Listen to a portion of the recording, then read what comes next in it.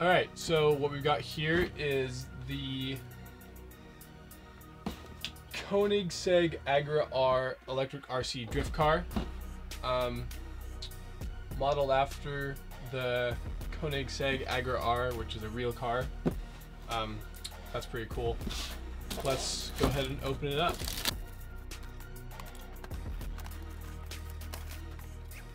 Here we got some instructions, some decals, which is cool, so you can customize your car. And let's get the remote out right now.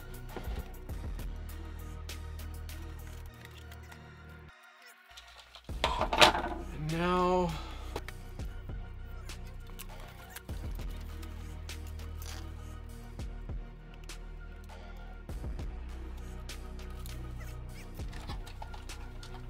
so this car